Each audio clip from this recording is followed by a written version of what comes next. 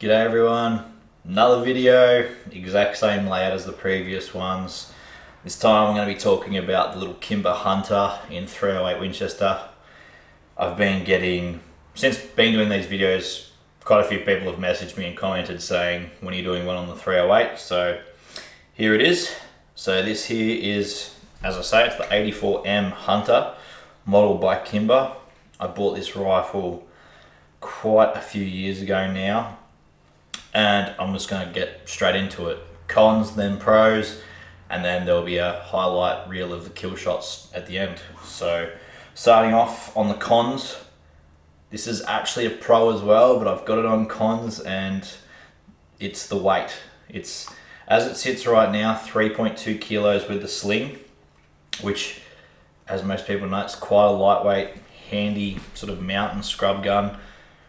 But that weight is difficult to handle when shooting longer ranges. So if I've got this set up on a bipod, or even if I just feel like plinking some steel or anything like that, this rifle's very, very hard to basically get a lot of precision out of because it's so light. As you squeeze the trigger, the gun kind of wants to move with you, and yeah, without a very good solid rear bag and a good load on your bipod, it can be quite tricky. So it's one of those things. It is a pro, but it's also a con. The next con I have is the factory trigger. So the trigger's great after it's adjusted, but from the factory, being an American-made rifle, the trigger came very heavy. I'm not sure how heavy it was, but I got one of my mates, Dave, to lighten the trigger off, and now it's extremely nice to shoot. But when I first got it, yeah, it was a very, very heavy trigger. So if you're at all considering one of these, expect to be changing the trigger or adjusting it anyway. The next con I've got is Knockdown Power. Pretty similar to what I said about the 7mm. It's not that it can't do the job, but since shooting bigger calibers and, you know, bigger magnum rounds, coming back to something like a 308, you do feel a little bit undergunned. You're not, but you sometimes feel it, especially on those longer shots, or if there's a bit of scrub in the way or anything like that. I feel a little bit undergunned carrying this. Yeah, like I say, especially at longer ranges. The way this is set up, I can't really shoot past 500 yards with it anyway, but even I shot a little stag at 420, I think, at the start of the year with this thing, and I was confident making the shot, but I wasn't as confident as I would have been had I had the 7mm or the lap. So that's something to consider.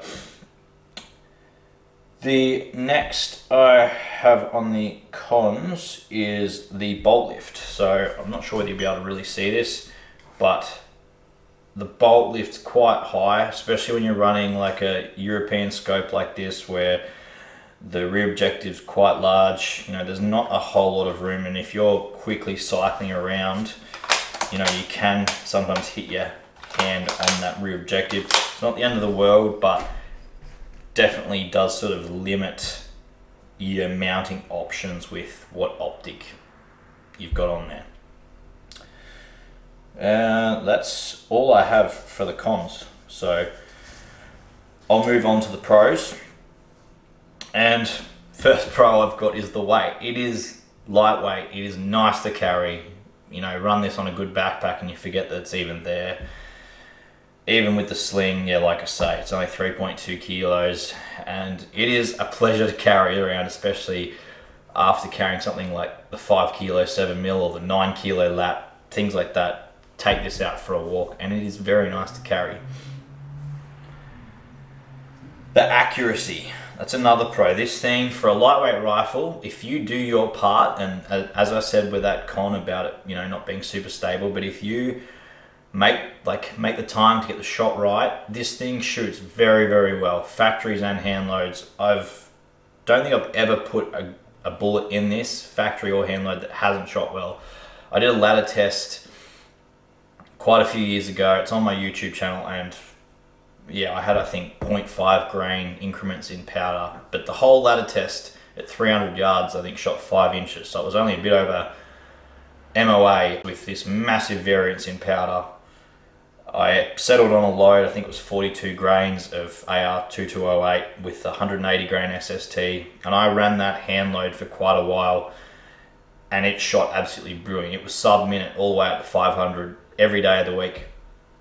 But then I tried the Hornady Precision Hunter, the 178 ELDX, and it performed basically the same. And anyone that knows me knows I hate hand loading. So ever since then, I've just run the factories, and that tar on the wall, I shot it at 485 yards with this rifle with the factory ammo. The little stag I shot earlier this year at 420, that was with the factory ammo. So it's more than capable to do the job with those factories.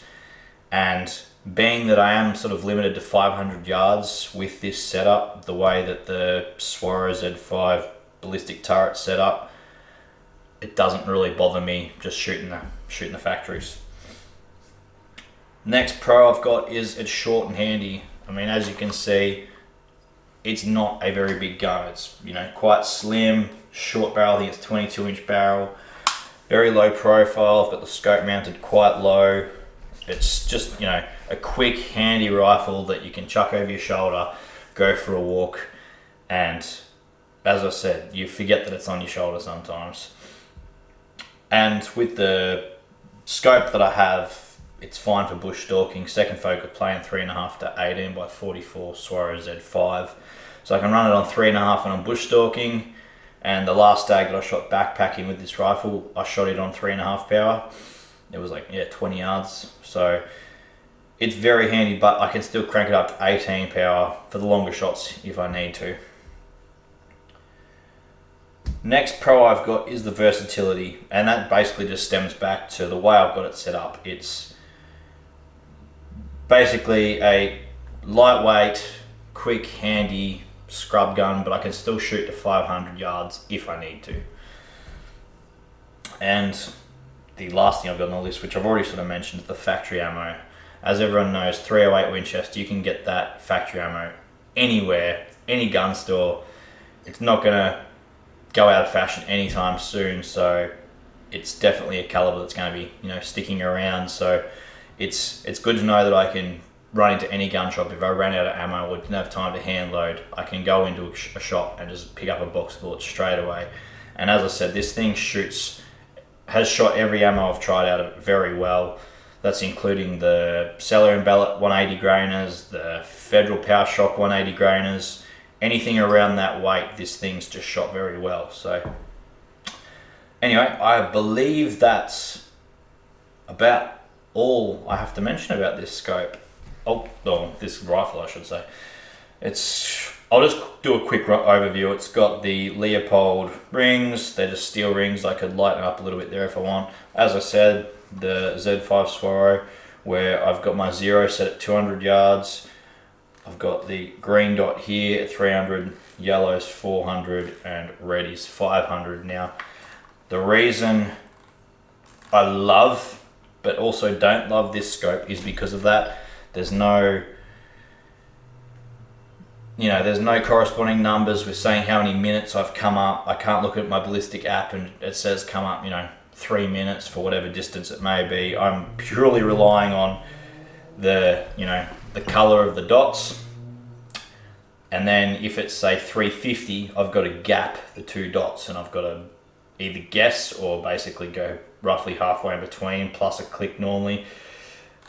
It's just not super precise, but for a hunting gun and for an optic, I feel like for most people that want to do bush stalking, I think that the Swaro Z series are probably the best do-it-all scopes in terms of if you just want to dabble a little bit in long range but you're predominantly a bush stalker. I think this scope, even the Z3 4 to 12 by 50 and the Z5s, you got this one, and then the 5 to 25, the Z6s, etc.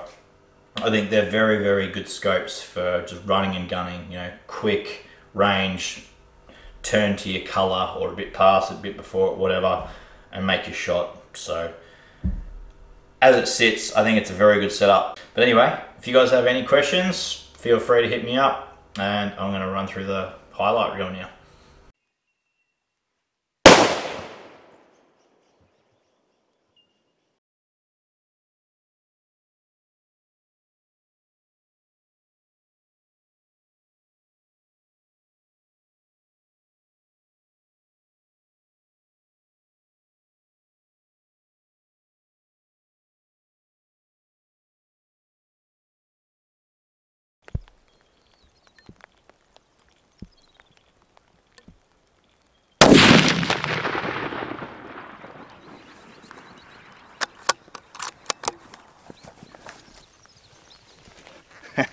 Got him. Alright, let's get this fellow. Alright. There they are there. Ram, come here.